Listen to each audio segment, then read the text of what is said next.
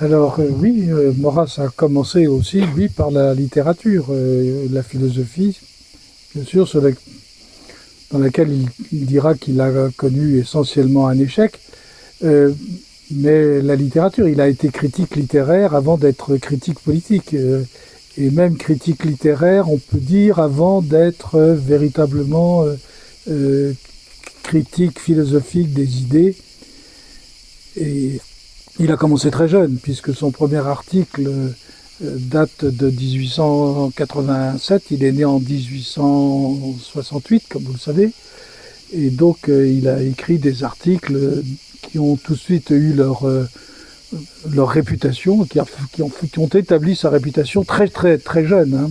Il a fait notamment, comme vous le savez, un article en particulier sur Taine, et que Taine a été très étonné de voir le jeune homme qui est venu frapper à sa porte à sa demande après. Bonjour. Bonjour. Pardonnez-moi. Non, pas du tout. Je me mets au milieu pour l'instant.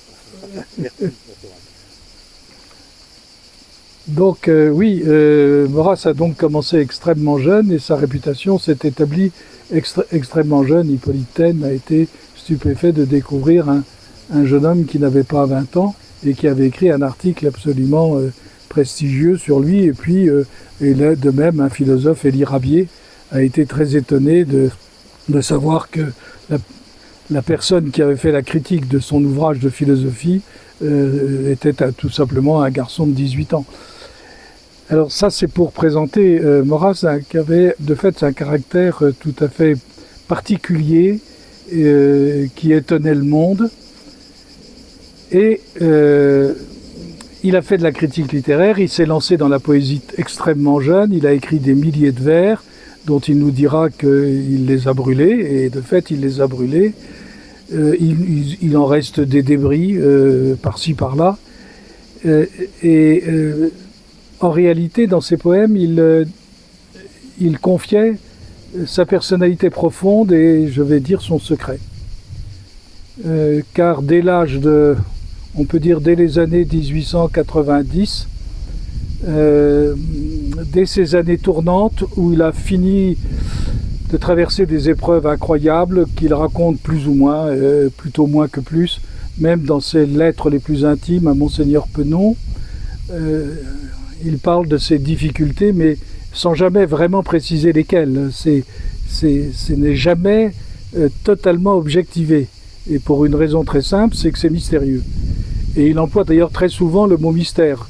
Si vous prenez ses livres, et notamment sa poésie, vous trouvez le mot myste, le mot mystère, le mot mystérieux, le mot secret, très très régulièrement, avec une fréquence qui est extrêmement étonnante.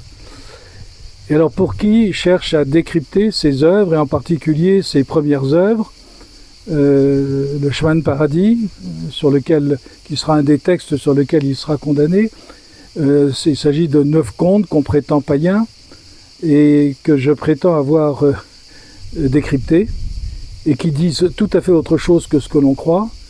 Il en est de même de ses poésies. C'est-à-dire, il a caché son secret qui est un peu particulier. C'est-à-dire, il aurait voulu se battre, pas simplement comme marin, et bon, très bien, ça c'est une image qu'il a prise et puis qu'il a gardée. Je veux bien croire qu'il y a quelque chose comme ça. Mais c'est plus profond que ça. Il aurait voulu se battre dans les grands combats métaphysiques et, j'allais dire, catholiques. Et c'était ça son idée. Et c'est de ça dont il discutait avec ses amis au collège d'Aix, avec Saint-Pons, et plus tard avec Amouretti, qui a été son meilleur ami et à qui probablement il a confié son secret. Et quel est ce secret ? C'est assez étonnant, je pense l'avoir, si j'ose dire, débusqué progressivement, à savoir qu'il aurait voulu se battre pour l'Église, il aurait voulu se battre évidemment pour la cause divine, il aurait voulu, mais il a été contraint, littéralement contraint, par une sorte d'impulsion intérieure qu'il appellera son démon. Son démon intérieur, il sera contraint de se ravaler, de se réduire à la politique. qui va être un grand combat pour lui, mais un combat de substitution, ne pouvant pas affronter l'autre, pour des raisons qui lui sont impérieuses, impératives, et surtout impérativement données. Par qui? On ne sait pas. Il dit le Dieu. Le Dieu. Le Dieu l'a contrasté dans ses poésies. Mais personne ne veut les lire vraiment comme elles sont. Dans leur sens, j'allais dire, obvi, quoique mystérieux, quoique caché. Donc le Dieu l'empêche de faire. Et pourquoi? Parce qu'il a une mission d'un autre ordre. Il faut qu'il sauve l'ordre temporel, qui est en train d'être battu en brèche, et par quoi? Alors, ça apparaît dans ces articles, hein, mais c'est des articles des années 1890, mais ça apparaît de façon très, là on score, très dissimulée. Et notamment, il va poursuivre de sa vindicte un certain Théodore de Vizeva, qui était un de ces chrétiens des années 90, 1890, polonais d'origine, qui savait tout sur tout, qui était critique littéraire, mais qui s'était lancé à fond dans la démocratie chrétienne de Léon XIII, et qui avait écrit des contes chrétiens, dans lesquels il expliquait que Jésus-Christ était le premier des démocrates libéraux, et puis ensuite même révolutionnaires. Et donc il y a toute une série de contes chrétiens assez étranges. Et Maurras va écrire ces contes païens en contrepartie, en réponse, avec la même typographie, le même schéma, la même division en différentes parties, en 4 parties généralement, et avec des exergues de la même composition. C'est absolument voulu et c'est probant en soi-même.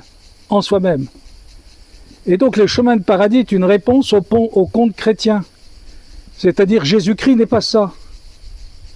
Maurras, à l'âge de 22 ans, 20 ans, 21 ans, après avoir traversé lui-même sa crise démocrate chrétienne avec Lamennais, se rend compte que le ralliement à la République va entraîner une série de conséquences d'une gravité mais extrême, et pour la France et pour l'Église.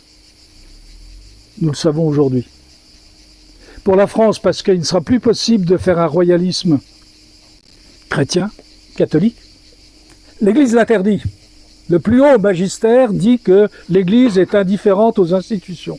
Je ne sais pas si vous avez lu les encycliques de Léon XIII, je les ai toutes lues, toutes étudiées, et elles sont pour certaines remarquables, mais elles ont toutes un défaut. C'est qu'elles recusent le côté institutionnel.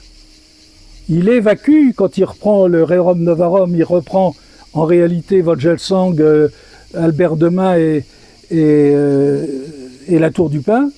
En réalité, il supprime tout ce qui, chez ces auteurs, relève de l'institution et de l'accord social, de la concorde sociale.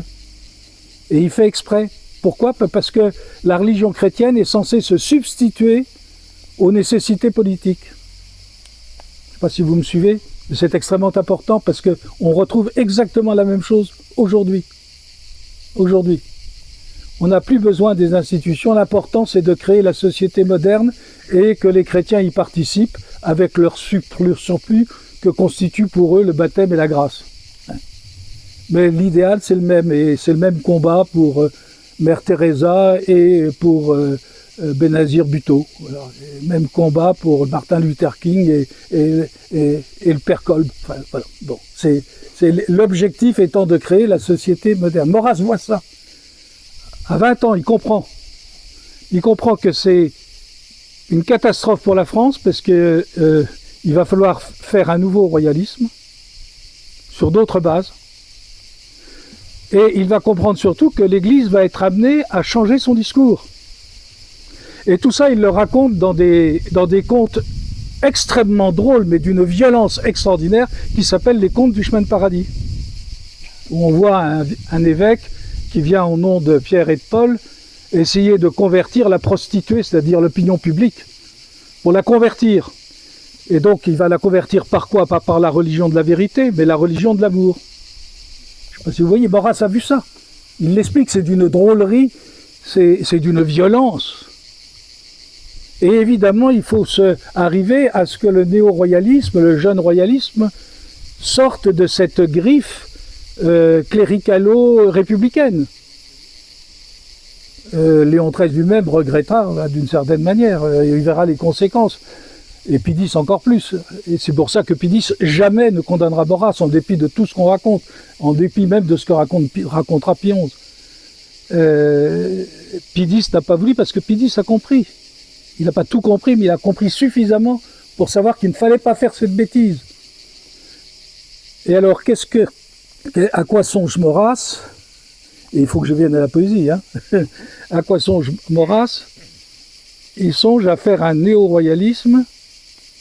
Et bien, puisqu'il n'est plus possible de dire en nom Dieu, en nom Sacré-Cœur, allons à Reims, puisque l'Église l'interdit, et que l'Église dit plutôt allez à la République, et avec la République, construisez la belle société de demain, eh bien, on va dire en nom nature, en nom histoire. Parce que les règles de la nature et de l'histoire, elles sont implacables. Et donc, par conséquent, en nom Auguste Comte, jamais Maurras ne fera une religion d'Auguste Comte, il ne reprendra la religion de l'humanité d'Auguste Comte, tout ça c'est des billevesées. Maurras, c'est parce qu'il y a chez Auguste Comte une pensée contre-révolutionnaire. Et donc il va faire ses références chez Auguste Comte, chez Taine, chez Renan, chez Anatole France. Et il va dire en nom nature, en nom histoire, et ça va être la thèse de son enquête sur la monarchie en 1900, quand il aura fait la bascule complète. Qu'est-ce qu'il propose? Ben, chers amis, un ralliement.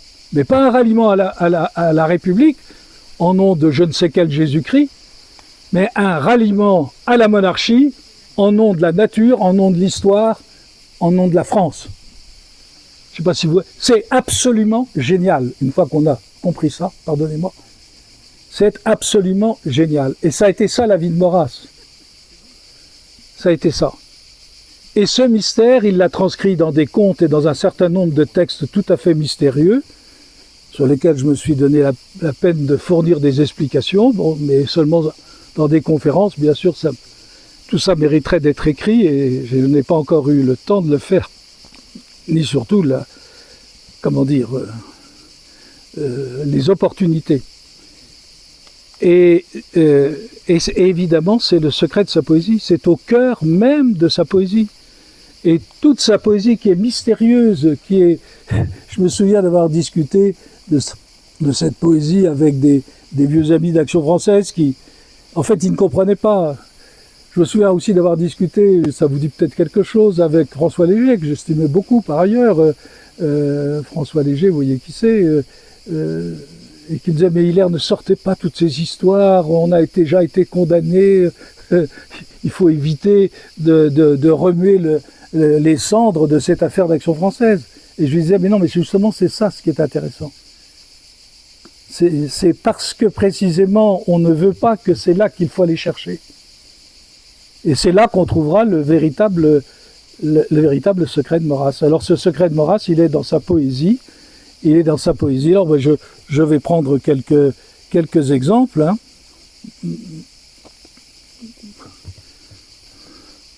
Je sais par cœur, mais je préfère, étant donné que je suis en public et que je commence à avoir un certain âge,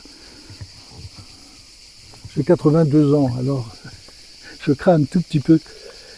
Mais le premier poème qui ouvre la musique intérieure, puisqu'il y a essentiellement 2 volumes, il y en a d'autres, les 2 volumes de poésie de Maurras. Donc, commence par cette poésie qui s'intitule « Destinée ». Alors, on veut y voir simplement un homme malheureux qui a connu la surdité et puis qui n'a pas pu accomplir sa carrière maritime. Mais en réalité, tout cela, ce sont des images. On trouve toujours les mêmes systèmes d'allégorie et les mêmes systèmes symboliques. La mer représentant la grande histoire divine, le soleil étant le soleil divin, la lune étant la lune politique. En face de la mer, vous avez l'étang. L'étang, c'est l'étang de la politique, des politiciens. Et vous avez ça dans tous les contes du chemin de paradis. Vous avez ça dans toutes les poésies de Maurras. Vous retrouvez ces thèmes de l'or, de l'argent. C'est toujours religion et politique.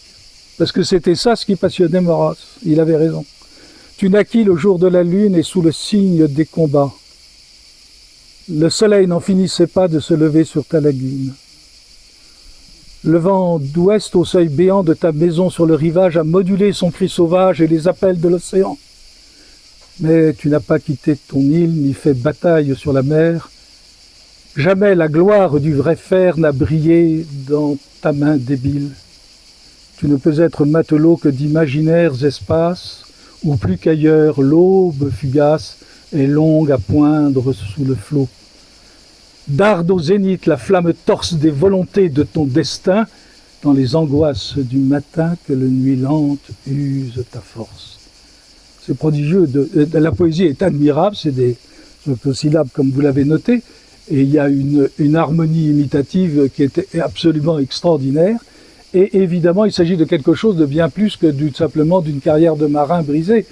Il ne peut pas faire le grand combat sur la mer, qui est le grand combat apocalyptique, le grand combat qu'il faudrait mener dans le cadre actuel, entre les forces, on peut dire, christiques et antichristiques. Et il va être obligé de se contenter de la lagune, et où le soleil est lent à poindre sous le flot, parce que on ne comprendra la vérité de son message que bien plus tard. Et ça sera probablement trop tard. Darde au zénith la flamme torse des volontés de ton destin. C'est extraordinaire. Dans les angoisses du matin, il attend le matin. Il attend le matin qui viendra sur son œuvre, pour qu'un jour on la comprenne dans toute sa vérité. C'est absolument magnifique. Alors ça, c'est ce premier poème. Mais ensuite, on pense que, moi j'ai entendu dire ça par des personnes un peu sottes, dont je ne dirai pas les noms. Voilà, que autant de poèmes amoureux de Maurras, autant de maîtresses de Maurras. Alors sur les questions des maîtresses de Maurras, moi j'ai ma petite idée, mais je ne vous la dis pas aujourd'hui parce que ça ne présente pas d'intérêt. Mais c'est grotesque. Il y a une seule maîtresse qui est dans toute l'œuvre de Maurras, et d'ailleurs il l'a expliqué un jour, c'est la France. Alors la France, il la prend sous différents aspects. Il y a la France intellectuelle, il y a la France psychologique, qu'il appelle psyché d'ailleurs, il y a la France intellectuelle qu'il appelle Hélène, la belle Hélène, à qui il consacrera des poèmes merveilleux. Mais c'est l'intelligence française telle qu'il aurait voulu qu'elle fût. Il aurait voulu que se dégageât une philosophie vraiment française, à la suite d'Auguste Comte et de Sainte-Beuve. C'était ça sa pensée, et une philosophie qui rejoigne et qui serve de soubassement à une politique qui soit aussi une politique catholique. Et puis il y a Sylvie, qui est la critique littéraire, que vous voyez apparaître dans le chemin de paradis, et puis la magnifique Lucie, qui est l'action française en quelque sorte, une figure de l'action française. Lucie qu'il prévoit à l'avance, il la prévoit à l'avance, car il y a un côté extraordinairement prophétique, d'anticipation. Maurras vit sa propre vie à l'avance, il la raconte à l'avance, et il dit son échec. Pourquoi il échouera? Parce que cette France est sous l'influence de mauvais docteurs, et malheureusement, qui revendiquent une autorité au-dessus. Ces mauvais docteurs ont pour eux l'apparence de l'autorité du Christ. Que voulez-vous faire à ça? Que voulez-vous faire à ça? Et il sait qu'un jour viendra l'objection, et il sera condamné sur ce sujet-là. C'est fabuleux. Et pour anticiper, pour dire, encore, on lui dira, mais pour prouver votre bonne foi, convertissez-vous. Et si vous vous convertissez, il n'y a qu'une chose à faire, c'est faire la politique du pape. Et la politique du pape, c'est que vous ralliez la République. Et en 1930, c'est que vous ralliez la politique d'Aristide Briand, qui est le chef d'État tel que le rêve, le souhaite le Saint-Siège, à l'époque, là, sous Gaspari. Alors, je vous disais, c'est la France. Et cette première France, il rêve avec elle.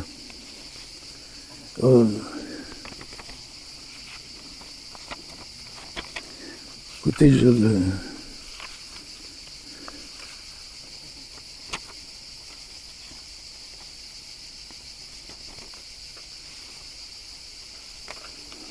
Tu frissonnais au vent des roses qui s'élèvent. Les heures ont reçu l'étoile et le flambeau.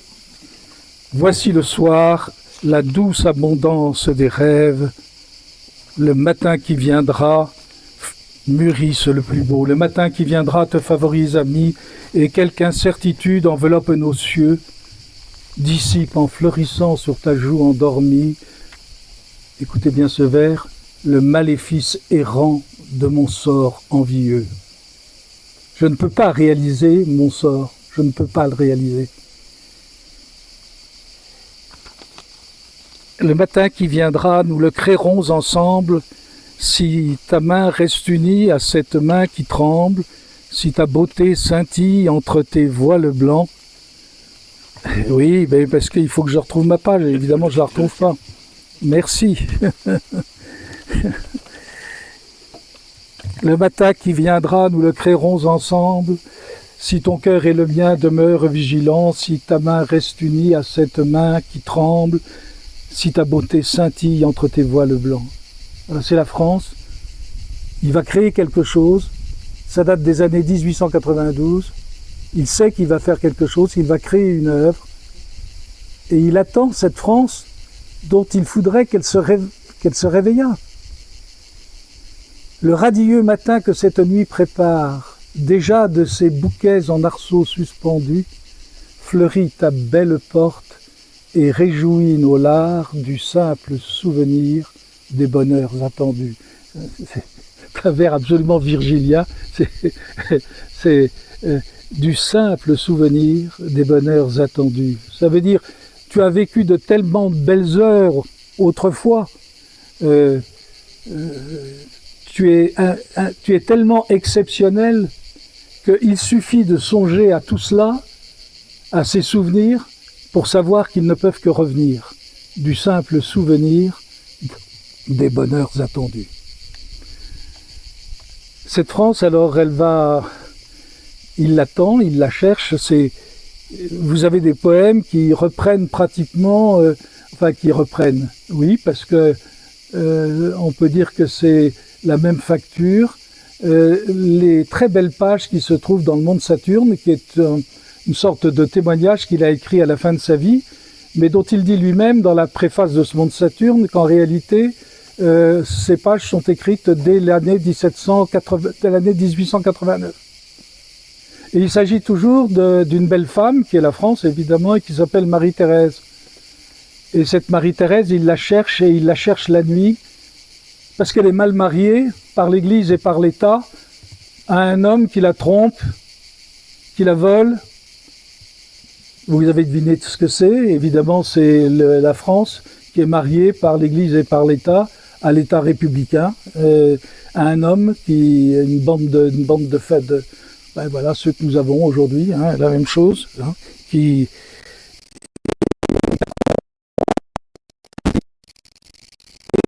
elle n'ose pas sortir du cadre légal dans lequel on l'a installée et emprisonnée. Alors c'est tragique, c'est magnifique, le Monde Saturne, je l'ai interprété, et vous avez des poésies qui sont absolument comparables, mais je ne vais pas les reprendre parce que sinon on y passerait la nuit. Hein.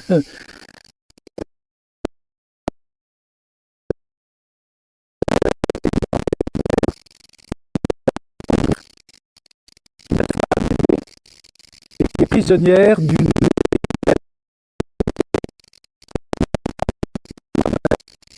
et pour lui évidemment. Alors il la cherche et il l'appelle. Il y a un très beau poème de tristesse infinie. J'arrive pas à trouver les pages. Excusez-moi, j'avais chez tout noté, mais c'est difficile de tenir un micro. Je ne redirai plus à vos pieds ma détresse. En voici le soupir, ô mon unique Dieu. C'est sa seule raison théologique, la France. Vous, ma force, vous, ma faiblesse,